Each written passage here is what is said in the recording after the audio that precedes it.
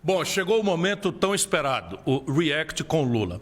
Deixa eu dizer de novo para todo mundo que está me ouvindo. Eu sou uma pessoa bem-humorada, embora eu ache que a questão do Brasil seja muito séria. E a questão do Brasil é tão séria e tão grave que nós não vamos sair dela sem um amplo e generoso debate de todo mundo com todo mundo. Deixa eu explicar por quê. Porque faz 30 anos que o Brasil tem o mesmo modelo econômico, o câmbio flutuante disparado primário, meta de inflação, agravado mais recentemente com teto de gastos. E o mesmo modelo de governança política. A corrupção, a fisiologia, o clientelismo levado ao centro do modelo de poder, desde o Collor, que governou com essa gente e foi cassado, até o Bolsonaro, que está governando com essa mesma gente, né, e que está desmoralizado. O Lula permaneceu com essa mesma gente. É uma coisa chocante. O Valdemar Costa Neto, que é o diretor, o presidente do partido do Bolsonaro, foi preso no Mensalão porque o Lula deu o DENIT para ele roubar. Ele foi preso, pagou uma cana pesada. E aí, né, eu quero, com todo respeito, pedir, suplicar, em nome do povo brasileiro, em nome do futuro do nosso país, que a gente ajude o nosso povo a entender as causas do problema. Por que o salário está com o menor poder de compra, o salário mínimo dos últimos 16 anos? Por que o desemprego aloprou? Por que a informalidade hoje domina a maioria da força de trabalho do Brasil? Por que a violência campeia impune pelas periferias e das cidades grandes, médias e pequenas do Brasil e não se muda absolutamente nada, não se faz um debate sobre as coisas? Esse debate é necessário, eu vou explicar de novo e eu vou continuar com toda a humildade pedindo: Lula, vamos debater. Bolsonaro, vamos debater, não é? Moro, vamos debater, e todos os outros que já, inclusive com quem eu já debati. Por quê? Porque ganhar a eleição, um de nós vai ganhar. Porém, não adianta nada ganhar a eleição e chegar lá e se desmoralizar e destruir a confiança do povo na democracia. Por isso é que eu estou fazendo essa coisa bem-humorada, que é uma espécie de forçar a mão para o debate. Eu quero dizer que cada uma das minhas providências, meus argumentos aqui, estão à disposição do Lula, por exemplo, que vai ser o React de hoje, para ele, se quiser mandar uma gravação, me chamar para debater. Eu topo ir lá no Instituto Lula, não tem problema. Eu conheço o Lula e tenho um respeito por ele faz muitos anos. Bom, eu vou mostrar aqui algumas contradições muito graves. E volto a dizer, não é para mostrar contradição por ela mesma, é que o Brasil não aguenta mais isso. E essas contradições agora estão muito mais evidentes do que nunca. Deixa eu mostrar esse primeiro vídeo aqui. Eu aprendi que a coisa mais fácil e mais barata no governo é cuidar dos pobres. Os pobres custam pouco, eles pedem pouco e eles se contentam com o mínimo necessário para sobreviver, o que é tudo. Dá uma paradinha, por favor. Dá uma paradinha. Isso daqui é uma premissa ideológica daquilo que eu estou tentando denunciar. O Lula está dizendo que os pobres se contentam com pouco, que as pessoas pobres aceitam apenas aquilo que é necessário para a sua sobrevivência. Meu irmão, eis a premissa ideológica gravissimamente equivocada da rendição do PT ao neoliberalismo e às políticas sociais compensatórias. Evidentemente que, se você não tem nada, o pouco que você recebe, a migalha que você recebe, gera gratidão, gera reconhecimento numa gente tão boa e tão sofrida quanto a nossa. Mas o que bota a gente para frente, uma nação para frente, é o trabalho decentemente remunerado. E o trabalho, para ser decentemente remunerado, exige uma educação pública de qualidade, que exige uma mudança no salário dos professores, uma requalificação de todo o aparato produtivo do Brasil. O que bota uma comunidade para frente é ter a saúde, garantindo, com a sofisticação necessária, a prevenção e o tratamento das grandes e graves tragédias. Estamos vendo aí a pandemia. Mas o emprego é fundamental. Então, sobrevivência, aí está a grande questão. Continua, diretor. É cuidar do rico, porque o rico custa caro, é mal agradecido e é... Dá uma paradinha aqui. Aqui tem duas coisas que eu considero muito graves e que eu quero levar esse debate para o povo brasileiro. Não é para me vingar de nada. Eu ajudei a vida inteira, tudo que eu pude fazer pelo Brasil eu fiz, pouco importa quem estivesse no governo. Quem me acompanha sabe disso. Mas veja, a alienação com que um homem que já governou o país, né, por 4 mandatos, dando as cartas, ele pessoalmente, depois mandando e desmandando no governo da Dilma. Eu não esquecerei jamais, nem deixarei ninguém esquecer que ele queria assumir o ministério, né, da Dilma, destruindo praticamente a autoridade da Dilma. Eu protestei naquela época. Pois bem, Olha o que o Lula está dizendo. Os ricos são mal agradecidos, eles são difíceis de cuidar. Eu vou dar o número para vocês. A petezada vem com toda a violência porque está proibido discutir coisas no Brasil, mas eles não vão fazer isso, porque aqui, ainda que serenamente, eu vou falar a verdade, doa em quem doer. Eu fiz um cálculo com números oficiais da Secretaria do Tesouro Nacional, do Ministério da Fazenda. Durante o período em que o Lula mandou no Brasil, ele está zangado com os ricos porque ele passou para os ricos, via juro para banco, 4 trilhões com T de tapioca e 88 bilhões de reais. Você está me entendendo? 4 trilhões e 88 bilhões de reais foi o que o Lula tirou dos cofres públicos e repassou para meia dúzia dos barões do sistema financeiro brasileiro. No mesmo período, o Lula transferiu para os pobres, para a esmagadora maioria de pobres do Brasil, 332 bilhões com B de bola de reais na somatória das políticas sociais compensatórias. Está entendendo? 4 trilhões e 88 bilhões para os ricos, 332 bilhões para os pobres. E aí fica aquela questão, para a gente respeitar o nosso povo, para a gente ter sensibilidade com o nosso povo. Porque nunca ninguém fez nada pelos pobres, esse pouco que o Lula fez pareceu muito. Porém, como todo mundo, desde Pedro Álvares Cabral, com poucas exceções, Getúlio Vargas e Itamar Franco, sempre fez no Brasil pelos ricos, o fato de uma liderança que se diz de esquerda, que empatou o debate brasileiro, que introduziu entre nós o neoliberalismo com essa cara caridosa das políticas sociais compensatórias, ter feito também exorbitantemente pelos ricos, pareceu normal. É isso que não é normal, meu irmão. Os pobres custam pouco, eles pedem pouco e eles se contentam com o mínimo necessário para sobreviver. O que é duro é cuidar do rico, porque o rico custa caro, é mal agradecido e é... Mas veja, o Lula acaba de falar um disparate em que ele, na prática, confessa, não é, de que o sistema é pró-rico e que os pobres são compensados apenas com o mínimo necessário e que são muito agradecidos, ou seja, são passivos, aceitam essa contradição.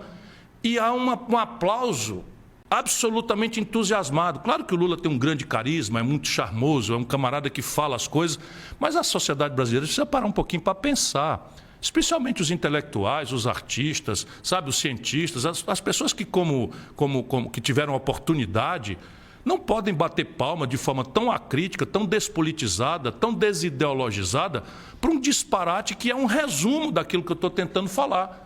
No Brasil não aguenta mais, sabe? Política social compensatória, migalha para os pobres e a substância do modelo econômico transferindo renda para quem especula e não produz, e o país indo para o brejo como nação.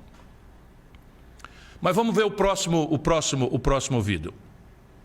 O problema não é taxar as grandes fortunas, porque você pode taxar as grandes fortunas e elas voarem para outro país. Eu lembro que a França taxou as grandes fortunas e muitos empresários foram embora. Veja, Lula, os seus assessores estão lhe desorientando, não é? Quando a França, isoladamente, fez um tributo com alíquota alta sobre os grandes patrimônios, pessoa física, evidentemente você tem essa notícia. Essa notícia por quê? Porque você sai da França a pé para Luxemburgo, sai da França a pé para a Bélgica, sai da França a pé para a Itália, porque ali é muito perto, é muito simples de fazer.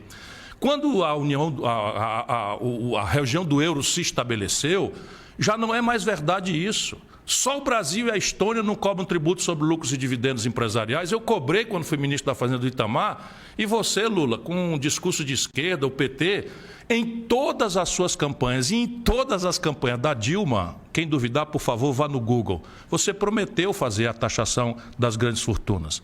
Eu vou cobrar a alíquota de 0,5% a 1,5% nos patrimônios acima de 20 milhões de reais, e isso vem casado com uma regulação mais austera da conta de capital brasileira, para acabar com essa farra de hoje, 240 bilhões de dólares de brasileiros e ricos estão em paraísos fiscais, enquanto a nossa moeda se desvaloriza e é submetida à inflação pesada. Aliás, como aquele que comandou a economia do governo do Lula, o Meirelles, e agora aquele que comanda a economia do Bolsonaro, tem o seu patrimônio em paraísos fiscais. Só no Brasil, eu rio para não chorar, a autoridade encarregada de não deixar a moeda se desvalorizar e de cobrar os impostos acaba guardando o seu fora do país, deixando que a moeda nacional mique apenas para a classe média e para o povo trabalhador e para o mundo da produção. Solta o próximo vídeo. Quando eu vejo, sabe, essas pessoas acharem bonito que tem que vender tudo que é público, que o público não presta nada, ainda bem que a natureza, contra a vontade da humanidade, criou esse monstro chamado coronavírus, porque esse monstro está permitindo que os cegos enxerguem, que os cegos comecem a enxergar, que apenas o Estado é capaz de dar solução a determinadas crises. Veja, eu considero isso muito grave e eu trouxe para cá não para revelar um ato falho do Lula, mas para mostrar que na psicologia dele, quando ele está zangado, quando ele está com raiva, como ele está aí, tomado de mágoa e de ódio, com vontade de se vingar, ele deixa sair aquilo que está no imaginário dele. E que foi a conduta, foi a energia que conduziu a posição dele em 2018. É a história do quanto pior, melhor. Se você tiver ouvido bem, eu vou pedir ao diretor para repetir. Ele diz que essa tragédia que entre nós matou quase 650 mil pessoas, ainda bem que aconteceu para dar uma lição nas pessoas enfim, fazem a crítica do Estado. Sendo que isso no Lula não é verdade. Deixa eu dizer para vocês, sabe essa política de preço da Petrobras? Ô Lula, nós vamos precisar debater isso. Você agora, felizmente, deu uma declaração denunciando a política de preço da Petrobras. Eu atribuo a mim ter forçado a mão para você finalmente dar uma opinião sobre os grandes dramas do Brasil, que é ganhar só na lambança. Mas Lula, sabe qual é a razão deles terem praticado e estarem praticando essa política de preço na Petrobras? É que eles acham que a Petrobras tem que ter uma governança corporativa que homenageie o capital privado. E você, Lula, foi o cara que fez a maior privatização de capital da Petrobras da história da Petrobras. Eu vou mostrar para as pessoas aqui, né, logo mais, nesse debate sem debater, que é lamentável, estou convidando para debater, que você foi a Nova York e fez a maior capitalização da história do capitalismo mundial. Sabe o que é capitalização? Vendeu o patrimônio da Petrobras para estrangeiros e para os banqueiros brasileiros que se apresentaram lá. E aí é justo, do ponto de vista deles, que eles venham querer ganhar dinheiro. E agora você que produziu, junto com o Fernando Henrique, este monstrengo, que é entregar o capital da Petrobras, não o votante, mas o capital para o acionista minoritário, o acionista minoritário quer que a Petrobras otimize o lucro, ainda que seja esfolando o povo brasileiro, destruindo a condição da dona de casa pagar gás de cozinha, do taxista pagar gasolina, do motorista de aplicativo pagar gasolina e do caminhoneiro não é se esfolando para pagar um diesel em dólar quando todo mundo recebe em real. Volta o vídeo aí, por favor. Quando eu vejo, sabe, essas pessoas acharem bonito que tem que vender tudo que é público, que o público não presta nada, ainda bem... Para. Vocês ouviram? Eu vou repetir de novo. Isso aqui é o documento do quanto pior, melhor, porque, infelizmente, o Lula tomou-se desse ódio. E quando ele decidiu mentir para a população de que era candidato a presidente sem poder, lá em 2018, e depois, sabendo que o Haddad perdia, lançou o Haddad, era o quanto pior, melhor. E eu que conheço bem o Lula, por isso que ele corre de mim, do debate, como o diabo foge da cruz, o Lula não tem como explicar. Lá no colégio eleitoral, que todos os democratas fomos lá no colégio eleitoral, que era um instrumento da ditadura, para abreviar o fim da ditadura, elegendo o Tancredo, o Lula ficou contra. Pelo gosto do Lula, o Maluf tinha ganho a eleição para tudo, quanto pior, melhor, e ele chegar antes. Depois, nas primeiras eleições diretas do Brasil, o Lula era o único que perdia para o Collor. Fica agora exigindo de todo mundo que a gente esqueça tudo, que todo mundo tem que ficar com ele, primeiro e único, sem proposta, praticando as maiores contradições ideológicas, morais, a absoluta falta de escrúpulo. Pois bem, lá atrás, o único que perdia para o Collor, quem quiser fazer história, por favor, meu irmão, pesquise, era o Lula. O Covas ganhava do Collor, o Brizola ganhava do Collor, o Lula se impôs, nós todos o ajudamos no segundo turno e o país engoliu a tragédia que foi o governo Collor. E de lá para cá a gente vem desarrumado. O Lula ficou contra o Plano Real, porque a inflação explosiva no Brasil ajudava ao discurso simplório, tal quanto pior, melhor. O Lula pediu o impeachment do Itamar e sabotou dramaticamente, como está sabotando o impeachment do Bolsonaro. Percebe? Todos nós fomos deixando para lá, mas há uma hora, meu irmão, minha irmã, tudo bem, eu sei que ele tem aí 25%, 30% do povo que é fanático, que ele pode fazer a loucura que quiser, mas o mal que esse homem tem feito ao Brasil já passa o bem que ele fez num período curto ali, em que ele explorou os preços explosivos dos produtos tradicionais brasileiros, expandiu o crédito, melhorou o poder de compra do salário mínimo, não é? E mandou o povo ao crediário. Isso tudo virou essa grande ressaca da maior crise econômica que o Brasil já viveu, que foi produzida lá, por ele, pela falta de política dele e pela governança política que deu centralidade à ladroeira e à corrupção. Vamos adiante, por favor. Quando eu vejo, sabe, essas pessoas acharem bonito que tem que vender tudo que é público, que o público não presta nada, ainda bem que a natureza, contra a vontade da humanidade, criou esse monstro chamado coronavírus, porque esse monstro está permitindo que os cegos enxerguem, que os cegos comecem a enxergar, que apenas o Estado é capaz de dar solução a determinadas crises. Bom, isso aí já não precisa mais comentar, mas vocês vão ver que não é um acidente, não é um ato falho. Vejam o próximo vídeo. Por que a Angela Merkel pode ficar 16 anos no poder e Daniel Ortega não? Por que o Felipe González aqui pode ficar 14 anos no poder? Qual é a lógica? Sí, pero Angela Merkel ha gobernado 16 años, Felipe González 13 en España y no metían ninguno de los dos a sus opositores en la cárcel. Olha, eu não posso. Só um minutinho. Trata-se aqui de um olhar sobre a concepção que o Lula tem, não é, de democracia versus autoritarismo.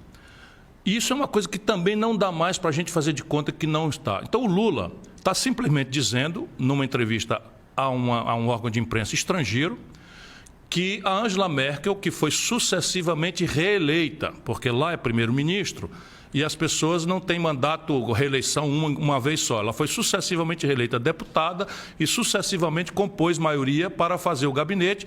E aqui para nós, foi a maior estadista, né, dessa primeira etapa do século XXI, né, deixando longe a mediocridade com que a maior parte dos estadistas europeus. O Lula sai em defesa do seu amigo Daniel Ortega, que hoje virou simplesmente um corrupto, ditador, que nem Maduro. E isso, sabe por que ele faz? É a defesa, digo ela, de um esquerdismo latino-americano, populista, corrupto, para compensar aqui dentro o arquiconservadorismo.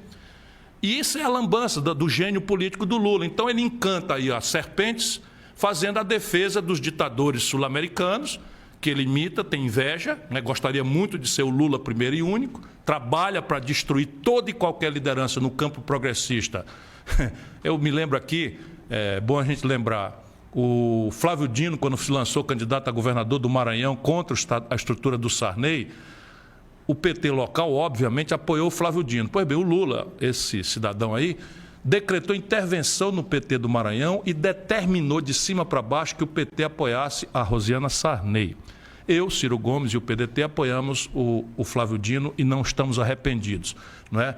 O Lula, eu me lembro bastante bem, a dona Renata, viúva do meu amigo Eduardo Campos, também deve lembrar, o Eduardo Campos, todo mundo lembra, foi o candidato a presidente do PSB. O Eduardo Campos um dia chegou na minha sala, não é, muito comovido, muito emocionado, porque o Lula vetou a candidatura dele a governador de Pernambuco. E eu fui lá exigir, não é, que o Lula aceitasse a candidatura, e o Eduardo foi, mas foi contra todo tipo de sabotagem. Ou seja, pelo Lula nem tinha nascido a liderança do Flávio Dino, nem tinha nascido a liderança do Eduardo Campos. Essa eleição passada, o Lula desceu em Recife para derrotar no nascedor uma grande vocação política também, que é o jovem Campos, que é prefeito do Recife. E isso ele está fazendo, dando as cartas dentro do PSB, dando as cartas no PSOL. Vejam vocês, eleitores do PSOL, por quem eu tenho grande respeito, afeto e carinho. Vocês são esquerda raiz, que estão negando, nasceram para negar essas contradições. O pessoal vinha crescendo, chegou até a ter 10%, 12% dos votos, com o Boulos falando boa noite, presidente Lula, esse adesismo despolitizado que o Lula faz, ele explora a vaidade das pessoas. O que aconteceu? O pessoal teve a pior votação nacional nas últimas eleições de 2018. Eu quero deixar isso muito claro, porque nós vamos discutir economia, eu quero discutir isso e quero discutir política. E sabe, o Brasil não pode mais ter vacilação com relação a esses regimes autoritários latino-americanos. Se julgar o que aconteceu na Nicarágua, no Brasil eu fui preso. No Brasil eu era considerado presidente da República eleito, eu fui preso. Fiquei 580 dias na cadeia para que o Bolsonaro fosse eleito presidente da República. Otro caso de limitación de derechos en América Latina ha sido la prohibición de manifestaciones esta misma semana en Cuba. A su juicio, ¿a qué obedece esto? Olha, não é só em Cuba que protestos são proibidos. Só um minutinho. Não é só em Cuba que protestos não são permitidos. Veja, não vou comentar muita coisa não. Eu acho que o embargo à nação cubana é uma excrescência violenta contra o direito internacional e nós brasileiros, num possível governo meu, lutaremos sem nenhuma dubiedade pelo fim desse embargo extemporâneo. Mas não é mais adiável que o povo cubano tenha direito às suas franquias democráticas, às suas liberdades democráticas. E essa história de ficar relativizando de que não é só em Cuba que se proíbe manifestação, Lula, que perigo, hein, rapaz? Bom, terminou isso aí, vamos ao próximo. Que às vezes eu fico pensando quando Jesus Cristo na cruz dizia, sabe, Pai, perdoai os ignorantes, eles não sabem o que fazem. Eu às vezes fico pensando nessa frase. Eu às vezes fico pensando, eu não sei se o filho já teve Covid ou não, mas me disseram que quem tem Covid tem problema de sequelas. Alguns têm problema no cérebro, de esquecimento, eu não sei. Eu tive. Mas não é possível. Dá uma paradinha aí. Bom, agora nós estamos vendo de novo que não é um ato falho. Olha a falta de humanidade, a falta de respeito, se não a mim, que o ajudei a vida inteira, que paga um preço, os irmãos do sul do Brasil, os irmãos do sudeste, muitas vezes me respeitam, mas não querem votar em mim porque me consideram um aliado, não é, histórico do Lula e do PT. E nisso tem razão. Eu apenas peço a lembrança de todos de que eu fui candidato em 98 contra o Lula, eu fui candidato em 2002 contra o Lula, eu fui candidato em 2018 contra o Lula e contra o Bolsonaro. É evidente, não tendo a honra e o privilégio de servir essa grande nação no segundo turno, me obriguei a fazer aquilo que a minha consciência me determinava, que era ajudar, como ajudei lá atrás a fazer o Plano Real com Itamar Franco, e depois rompi com Fernando Henrique pelas contradições todas que aconteceram. Essa é a minha vida. Enfim, mas veja o nível de respeito que o Lula, não por mim, ele já não tem mais nenhum. Hoje os amigos de infância dele são o Gedel Vieira Lima, né, o Palocci sempre foi, o Eduardo Cunha, o Michel Temer, está se encontrando com o Michel Temer agora de novo, o Eunício Oliveira, aliás, a quem ele apoiou contra o Camilo do PT aqui no Ceará, que eu apoiei e tenho muita honra de ter apoiado, é o maior governador do Brasil. O Lula quer ficar com o Renan Calheiros. Essa é a turma dele, está tudo certo. Mas Lula, mais de 200 milhões de pessoas na humanidade contraíram o Covid e você está querendo desqualificar a opinião dessas pessoas no debate político apenas porque tiveram coisa. Eu tive a Covid, graças a Deus, que é muito generoso comigo, me curei rapidamente, não ficou nenhuma sequela, mas a contradição política e econômica sua, Lula, e a soberba e o sapato alto, o salto alto com que você está calçado, você vai encarar, meu irmão, vai ter paciência, mas eu vou lhe enfrentar. Próximo vídeo. Eu tenho orgulho da presidenta Dilma. É importante que as pessoas saibam disso. A Dilma é uma mulher extraordinária, uma mulher de muita competência. Ela não conseguiu fazer um segundo mandato na qualidade que a gente esperava. Para um pouquinho, por favor. Eu também acho que a Dilma é uma pessoa de valor, mas aí a dizer que é uma pessoa extraordinária, Lula, na dimensão da política, por favor, é uma forçação de barra. O Bolsonaro, claro, já ganhou para sempre o lugar de pior presidente do Brasil, mas os números do governo da Dilma são uma das maiores tragédias da história do Brasil. Sabe, em 120 anos de economia registrada do Brasil, é no governo do PT, você dando as cartas com a Dilma ali, que o país cai 7% em apenas 2 anos. Nunca houve isso, você gosta dessa expressão, nunca antes na história desse país. Pois bem, o Brasil caiu 7%. O desemprego, quando a Dilma assumiu, era 4%, quando ela saiu era 11,6%, onde está até hoje. A taxa de câmbio, quando ela recebeu, era R$ 1,75 por dólar, ela explodiu para 4%. A taxa de juros, que aí está exorbitando, a gente falando mal do Bolsonaro, com toda a razão, porque botou a taxa de juros em 10,75%, é um escândalo isso. Com a Dilma e você, Lula, foi 14,25%, uma das maiores taxas de juros do mundo e da história brasileira. Percebe, Lula? E veja, eu estava naquele jantar, e se as pessoas vão começar a saber só aquilo que eu posso falar sem quebrar a lealdade com que eu sempre me comportei, e você sabe disso. Mas era um jantar público, onde estava Eduardo Campos, Roberto Amaral, Berzoini, Márcio França, Dilma Rousseff, uma série de pessoas em que você forçou a mão para retirar a minha candidatura à presidência da República, depois de ter passado 3 anos dizendo que eu era o candidato, e anunciou que ia lançar a Dilma. E eu, na frente dela, disse a você, Lula, isso é uma imprudência. A Dilma não tem vivência política, a Dilma não tem experiência para isso. A situação do Brasil é muito complexa, muito difícil, não é razoável colocar uma pessoa sem nenhuma aptidão.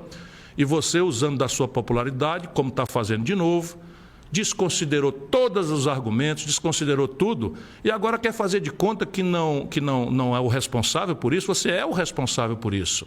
A verdade é o seguinte, o Lula e o PT não sabem o que fazer com a Dilma. Numa hora elogiam, noutra tentam fazer uma autocrítica sobre ela. E veja, não se trata da Dilma. Não se trata da Dilma, eu tenho muito respeito por ela. Deixa eu dizer aqui ao petista que não me respeita, hoje acha muito bom andar com o Alckmin, que achou que era muito bom que o Lula tivesse sido preso para a estabilidade política do Brasil. Não estou me queixando. Eu estou só dizendo o seguinte, que nós aqui no Ceará, Lula, demos 2/3 dos votos contra o impeachment, que você chama de golpe.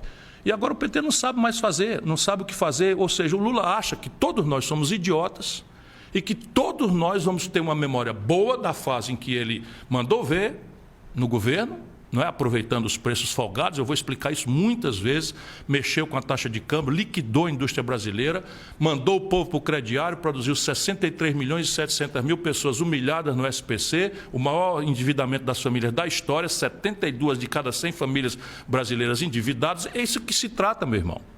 Ou a gente discute isso, ou nós vamos ficar isso. Então, pronto, o Lula foi legal, mas a Dilma, que nós votamos nela por conta da imposição do Lula, destruiu o Brasil, ferrou a economia brasileira e foi caçada, não é?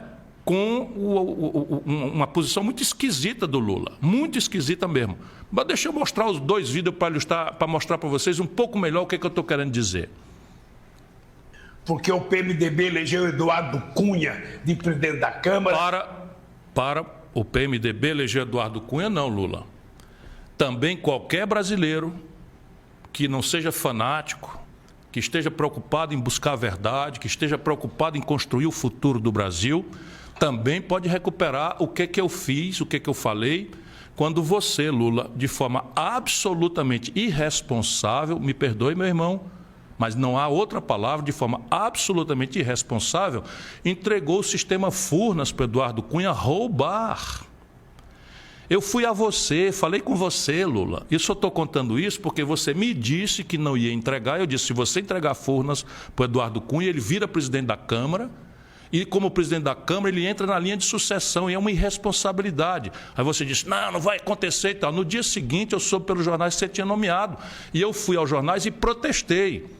E chamei o Eduardo Cunha na data de ladrão, ele me processou, o meu irmão Cid Gomes era ministro da Educação da Dilma, denunciou o Eduardo Cunha e você, mais a Dilma, se solidarizaram com o Eduardo Cunha e agora, meu irmão, vem dizer que o Eduardo Cunha se elegeu presidente contra você? Lula, eu não vou deixar você faltar com a verdade dessa forma para o povo brasileiro. para não permitir que a Dilma fizesse as coisas que tinham que fazer. Então, a Dilma, para mim, é um motivo de orgulho. A Dilma é um motivo de orgulho. Eu acho que a Dilma foi vítima do Congresso Nacional. Um minutinho. A Dilma foi vítima do Congresso Nacional. Ô Lula, a Dilma governou exatamente com a base que você construiu para ela. Você nomeou o Gedel Vieira Lima.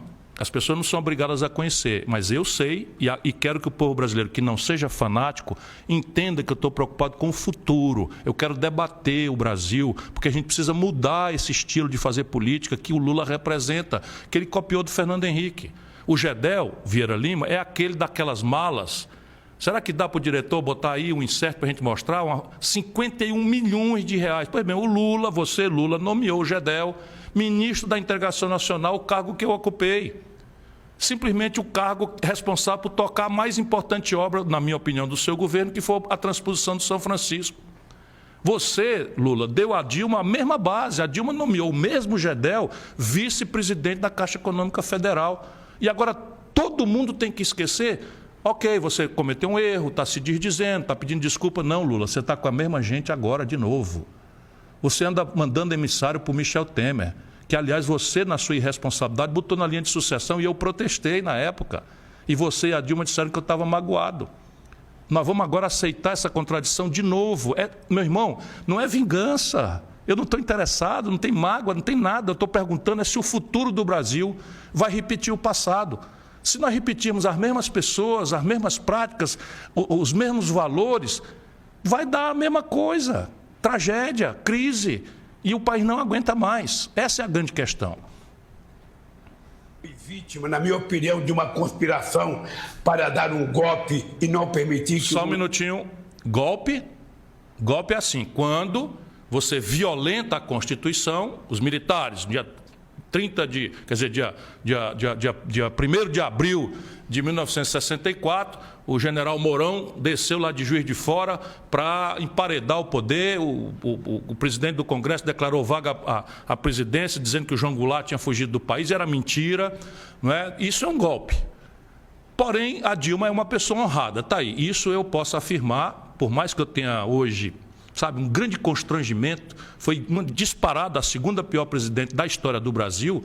Eu não quero conciliação com isso, mas é preciso dizer que ela é uma pessoa honrada, embora tenha feito aquilo que o Lula mandou fazer. A nomeação do Gedel foi ela que fez. Vice-presidente da Caixa Econômica, só no Porto Maravilha, uma propina aí nas coisas, deu aí milhões de reais para o Gedel. Pois bem, o Lula fala que houve um golpe. Eu digo que houve um golpe e lutei contra o golpe. Mas se houve um golpe, meu irmão brasileiro, por favor, vamos pensar no futuro. Quem deu esse golpe? Forçoso reconhecer que foi o Senado Federal. Confere? Sim, foi ali que se cassou o mandato da Dilma no Senado Federal. Quem presidiu o Senado e votou por esse golpe? Renan Calheiros.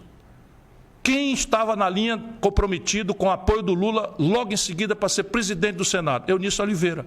Espera aí, meu irmão. Uma companheira nossa, que eu vou mostrar para vocês proximamente, nós chamamos para protestar na rua, eu me demiti para ir lutar. Uma companheira nossa perdeu o olho numa manifestação contra o golpe. E o Lula está agarrado com essas pessoas todas. E não é de hoje não, viu? É de hoje de novo. Em 2018 ele estava agarrado com essas mesmas pessoas ali mesmo, um aninho depois do tal golpe, que ele fala de novo aí. Eu voltasse a presidente da República, mas ninguém vai me intrigar com a Dilma, porque eu reconheço na Dilma uma mulher de extraordinária qualidade, de muito Só caráter. Só um minutinho.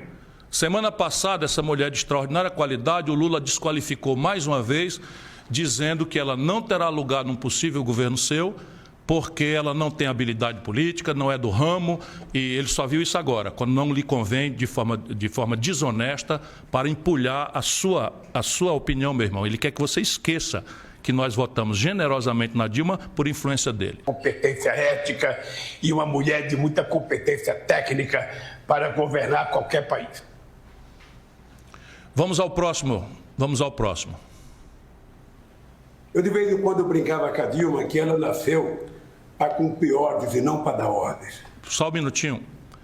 Quando eu disse que eu desconfiava que o comportamento do Lula, que eu sei que não tem escrúpulo de nenhuma natureza para perseguir a sua ambição pelo poder. E eu conheço, e não vou devassar, a opinião do Lula sobre a Dilma na data. O escritório do Lula era um lugar onde todo mundo, jornalista, político, que fosse lá, ouvia de manhã, de tarde e de noite o Lula falando mal da Dilma para matar e para valer, desqualificando o tempo inteiro. Eu, quando disse isso, foi um Deus nos acuda, porque cada vez que eu falo uma verdade dessas irrespondíveis, todo o gabinete do ódio que o Lula fundou e mantém, e eu disse a você, não lembra, Lula, na última conversa que nós tivemos longamente, que cada molecagem do seu gabinete do ódio, eu ia responder diretamente a você. Pois bem, pode mandar os seus intermediários fazer o que você quiser fazer, que eu vou responder direto a você. Pois bem, quando eu disse isso, lá se vê a Dilma, né, com o negócio de que a minha opinião política sobre uma presidenta da República, sobre números de economia trágica que ela produziu, sobre a contemporização que ela fez com todas as péssimas práticas do Lula e do PT. Gedel Vieira Lima era vice-presidente da Caixa Econômica nomeado pela Dilma. Só para a gente ter aqui uma certa clareza. O Guido Mantega era o ministro da Dilma, ministro do Lula, não é? Que, aliás, eu estou dizendo agora que não tomaram cuidado com a indústria. Destruíram a indústria nacional brasileira. Não vai passar numa frasezinha assim, não. Nós vamos voltar a conversar sobre isso. Mas veja, quando eu fiz uma opinião política, nossa senhora, lá vem a desqualificação, que minha opinião deriva de ser machista, que é uma opinião misógina e tal, tudo para desqualificar o mérito do assunto. O Lula diz que fez uma brincadeira e que disse para a companheira Dilma, né, que, eu não vou fazer ironia, disse para a Dilma que ela nasceu para ser mandada e não para mandar. Isso é o que ele pensa. Porque na relação política ela era mais difícil. Mas eu tinha esperança que ela aprendesse. Para um pouquinho.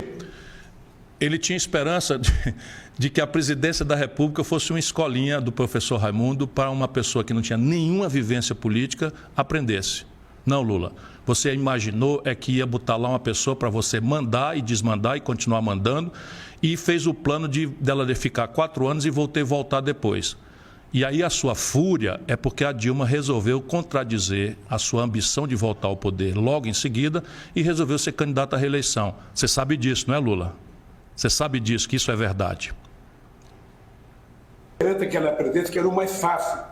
Mas eu acho que essa foi uma das dificuldades da Dilma, que foi a relação política dela.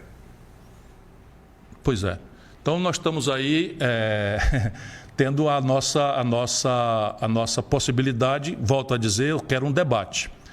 E eu quero debater o futuro, eu quero debater a mudança do modelo econômico que produziu essa tragédia social no Brasil e quero comovidamente debater alternativas a esse modelo de governança política que faz com que a lambança, o acordão, o conchavão, não é, sejam a resposta para uma tragédia que não tem mais como ser reproduzida. Bom, para concluir, eu vou exibir aqui um vídeo em que o Lula confirma tudo o que eu venho dizendo. Eu já tenho idade demais, eu já vivi demais, eu já tenho experiência demais, eu não vou enganar o povo mais uma vez. O Lula está no processo político brasileiro mandando ou condicionando o processo político, tipo a eleição do Collor ou a eleição do Bolsonaro, em todas as eleições desde 1989. E ele, talvez por ato falho, diga, eu não vou mais enganar o povo. Será que dá para acreditar? Bom, nós terminamos aqui o React com Lula e nós temos mais 2 videozinhos, não é? Porque se eu tenho respeito, eu trato o Lula como adversário político, mas e os inimigos da República eu trato com outro status. Tem mais 2 videozinhos aqui que vale a pena a gente ver. Vocês devem lembrar que na semana passada eu mostrei o Bolsonaro reclamando que, coitadinho, ele é um injustiçado, que nunca foi preconceituoso com ninguém, que nunca produziu uma fake news. Bom, a afirmação dele é tão grotesca que todo dia ele próprio se encarrega de desmentir. Vamos ver esse trecho da última live dele. Falaram que eu revoguei o luto de Padre Cícero, lá do Pernambuco. É isso mesmo? Tá, que cidade que fica lá? Está cheio de pau de arara aqui, não sabe? Que cidade fica Padre Cícero, pô? Olha com que xenofobia, com que preconceito o Bolsonaro vomita a sua frustração, não é, contra o povo nordestino. Aliás, todos nós sofremos aqui e ali uma discriminação, enfim, mas o presidente da República, e ele vai também no elemento que para nós é extremamente simbólico da fé do nosso povo. O padre Cícero Romão Batista, que nasceu no Crato, foi para o Juazeiro, que era então uma pequena vila do Crato, E dali não só foi um líder político importante, mas virou um líder espiritual de multidões no Brasil, não só de nordestinos. O processo de beatificação do padre Cícero Romão Batista, o seu ignorante, está correndo no Vaticano, porque o padre Cícero Romão Batista tem uma passagem absolutamente generosa na vida do nosso povo no passado e é muitas vezes a intercessão através da qual muitos de nós que temos fé pedimos a Deus saúde, paz, trabalho, enfim, condição de viver com dignidade e decência. Você, Bolsonaro, você é um desastre completo. Mas estamos contando os dias para não viver pelas costas e depois, grade Bolsonaro. Me mostra o próximo vídeo aí, por favor, diretor.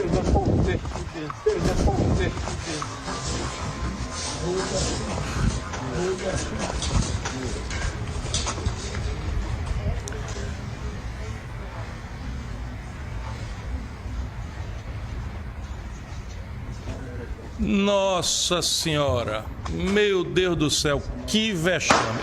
Esse monstro que está estimulando a venda de arma, a importação de arma, que está estimulando a violência privada para todo lado, nem atirar sabe.